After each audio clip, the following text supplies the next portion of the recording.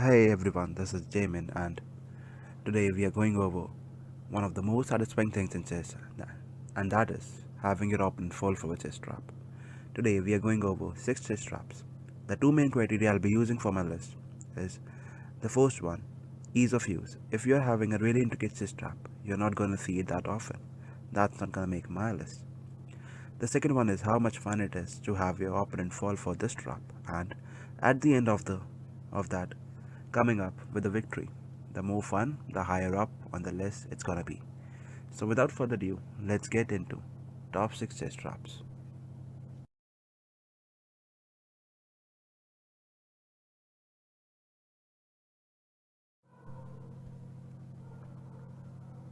The first trap is the legal trap. Starts with e4, e5, knight f3, knight 6, pretty common, huh? Bishop to c4, pawn to d6, knight to c3, and bishop coming down here to pin the knight. Now, pawn to h3, forcing the bishop to go back. Here, actually bishop should take the knight, but if black retrieves its bishop to h5, then here's when the legal trap begins. Knight takes an e5 and not caring about the queen, because if bishop takes queen, here comes the lethal move. Bishop takes an f7 check, and there's no move black can save himself from the trap, as king has only one square to go, that is king to e7, and now comes knight to d5, checkmate.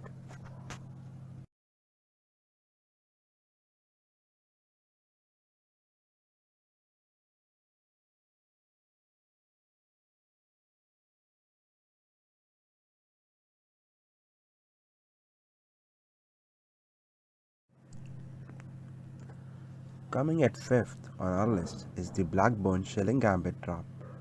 It's chat somewhat similar to the legal trap, that is e4 e5, knight f3 knight c6, bishop c4, and now knight to d4. Now this is setting up a trap and says, yeah, go ahead and take my material on e4. And if they take pawn on e4, then queen come to b5. And now if they're worried about the g2 pawn, they can push it, but then their knight falls.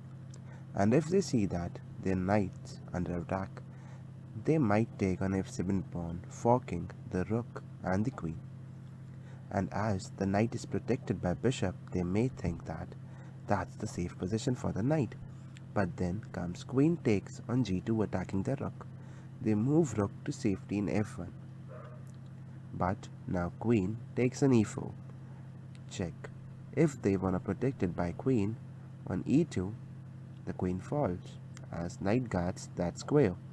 And if they block the check from bringing bishop to e2, then there's the sneaky checkmate by knight to f3.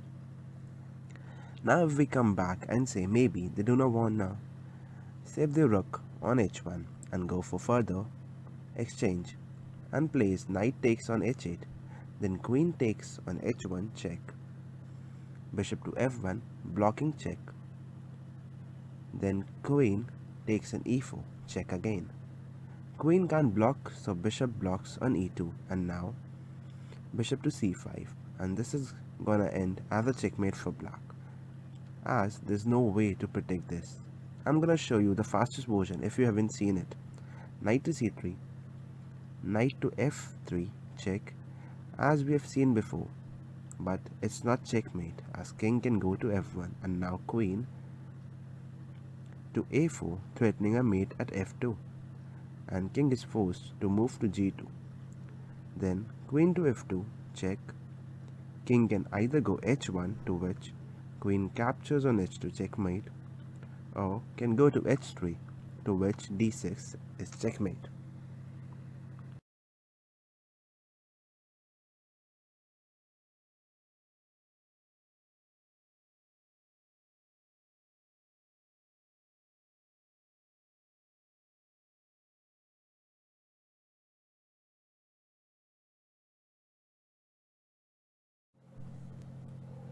Coming at 4 on our list is the elephant trap.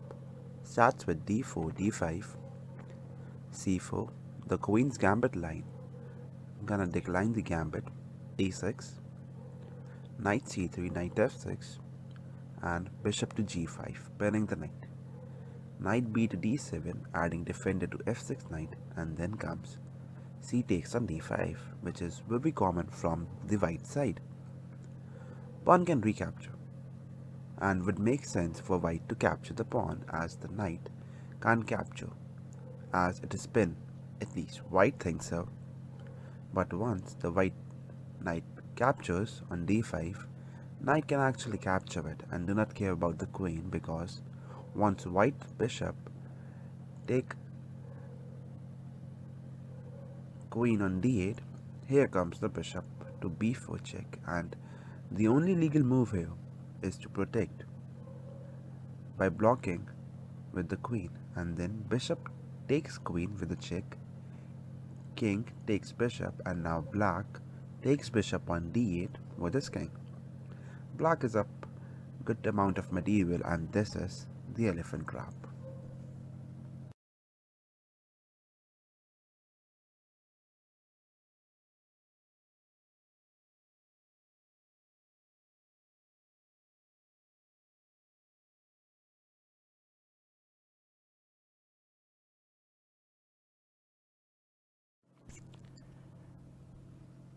Coming at number 3 on the list is the Lasker Trap.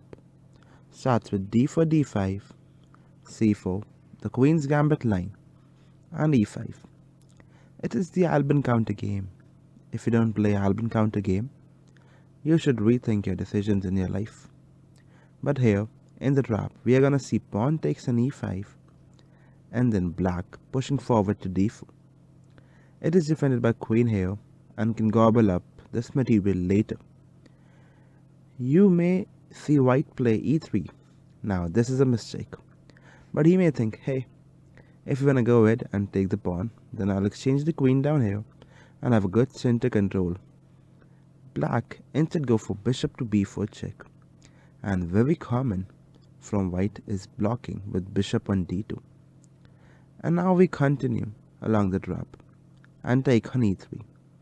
If now white takes bishop on b4, black can go for queen exchange, but then white is simply up. So black has other plans. Here, e takes on f2 check. If king captures the pawn, then white queen falls. So instead, king goes to e2. And now we have a certain thing.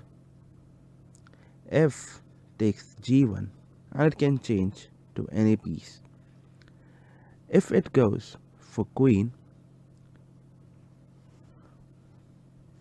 actually don't go for queen, because white will first play queen takes on d8 check, king takes on d8, and then rook takes on g1. So here white a pawn up. What's the variation? Go for f takes on g1 into a knight. Check. Here, if rook takes on g1, then bishop to g4 check, and again queen falls. If white plays correctly, you got 3 knights on board, something that doesn't happen all the time. So you can cut off this from your bucket list of chess games.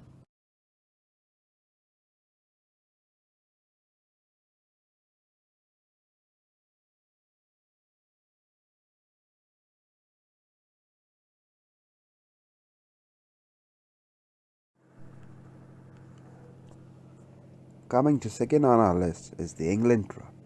Starts out with d4, e5. Yeah, that's a real opening.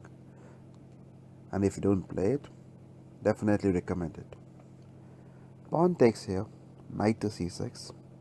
White usually tries to hold on to material, playing knight to f3 and queen to e7.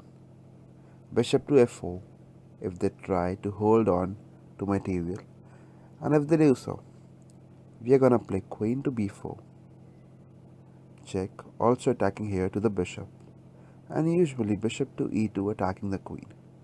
Queen takes on b2, and here the failed move by black's tempo is bishop to c3. Seems good, as you can take rook, it's protected by bishop. You can't take bishop as it's protected by knight. But unfortunately, it's gonna fail with bishop to b4. Here's no good way for black to continue If it tries to block with queen, then bishop takes on c3. If it tries queen takes on c3, sure. Queen goes to c1, checkmate. If it takes with knight, sure, gone. Queen takes on a1, knight back to d1. Knight takes on e5, knight takes on e5, and now queen takes on e5. Black is definitely ahead with a free rook, so there are a few variations. Here, instead of queen coming, just capture on bishop. Knight takes on e4, and this is no real good way for white to continue. If it tries to hold on to rook on a1 and bring knight to c3, sure, knight falls. If bring to a3, again knight falls. And if brings to d2, knight takes on c2 check, and now queen falls. So no real way to hold this. Well, you think bishop coming here to c3 is a good move? It turns out that it isn't, and that is the Englund trap coming on number 2.